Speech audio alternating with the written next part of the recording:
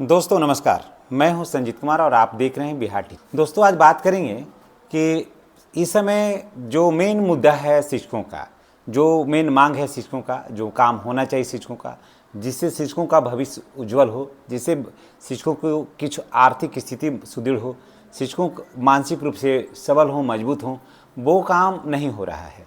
अभी क्या काम हो रहा है? तो सरप्लस शिक्षकों का, तो ट्रांसफ़र का, ये सब जो बातें हैं वो शिक्षकों की मुख्य मांग जो है वहाँ से ये बदल गया है, समझ गए। और ये सब चीज़ों से शिक्षकों को किसी तरह का कोई बेनिफिट नहीं है। सरकार को जो मांगे थी, जो शिक्षकों की मांगे थी 20 वर्षों से जो मांग है, उसकी बात अब नहीं हो रही है। सवाल है शिक्षकों के प्रमोशन को लेकर के कि आखिर 20 साल 22 साल सेवा के बाद भी शिक्षकों का प्रमोशन क्यों नहीं। सवाल ये है कि आखिर इतने दिनों के बावजूद भी शिक्षकों का प्रमोशन क्यों नहीं हुआ। कब होगा शिक्षकों का प्रमोशन? बहुत सारे शिक्षक प्रमोशन के इंतजार में रिटायर भी कर गए।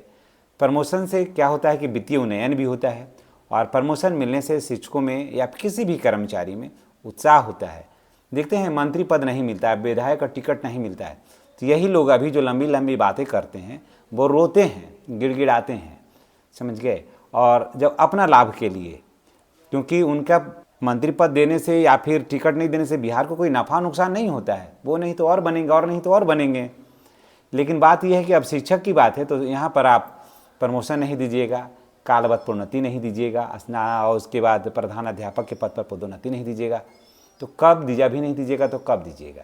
सवाल ये है। और शिक्षक भी हैं जो उसी के पीछे भागे हुए, जो मेन मुद्दा नहीं है।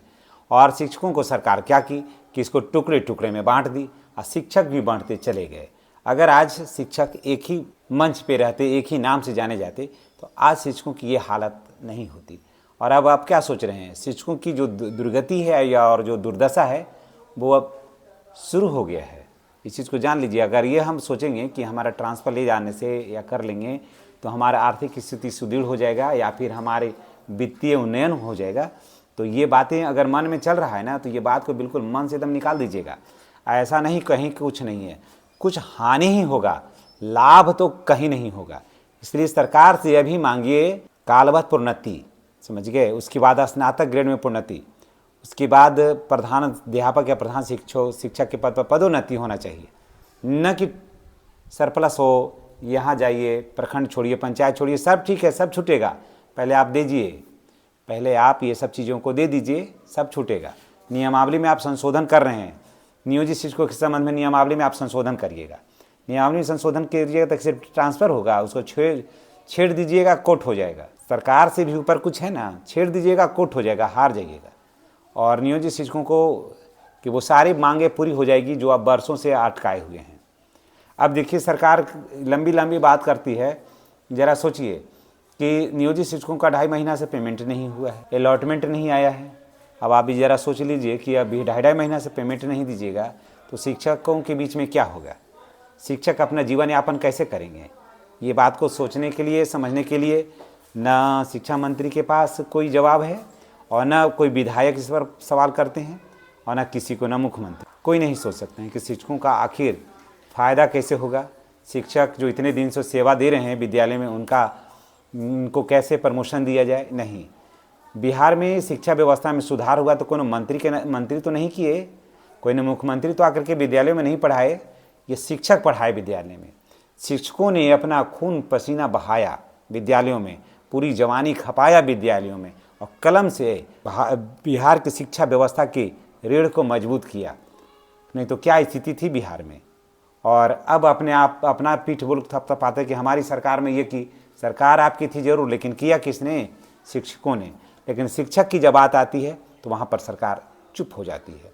इसलिए सरकार को ट्रांसफ़र के अलावे भी अन्य कार्य हैं जो शिक्षकों के हित में करना चाहिए। ट्रांसफ़र आप दीजिए चाहे नहीं दीजिए, बाद में दीजिए, जिनको इच्छित ट्रांसफ़र लेना है उनको लेके जाएं।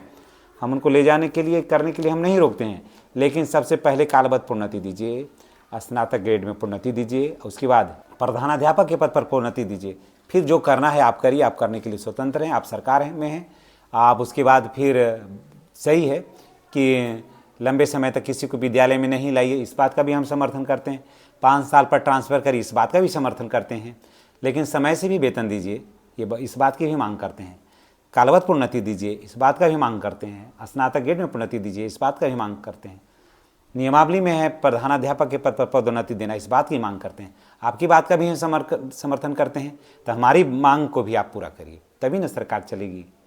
नहीं तो फिर आप अलग राह पर रहिएगा, आप शिक्षक अलग राह पर रहेंगे, आप लाख मुँह बजारते रहिए, कोई फ़ायदा नहीं है। शिक्षकों को जब तक आप उनकी मांगों को पूरा नहीं करिएगा तो शिक्षक कुंठित रहेंगे, उनका मनोबल जो है ना वो डाउन रहेगा। इसलिए माननीय शिक्षा मंत्री और माननीय मुख्यमंत्री जी से मैं आग्रह करूंगा कि शिक्षकों की समस्याओं पर भी ध्यान दीजिए, बहुत ज़रूरी है ये समस्याएं। और ये समस्या जो है वो शिक्षकों को दिन प्रतिदिन उनको हतोत्साहित कर रहा है कि सरकार हमारी मांग को नहीं सुन करके अनाप शनाप मुद्दे पर हमारा ध्यान भटका रही है और हमारी जो मूल मांग है, जो मूल मंत्र है हमारा, उससे पीछे हट रही है। इसलिए तमाम मंत्री विधायकों से भी मेरी अपील है कि आप हम तमाम शिक्षकों की समस्याओं पर गंभीरतापूर्वक विचार करने की कृपा करें। धन्यवाद।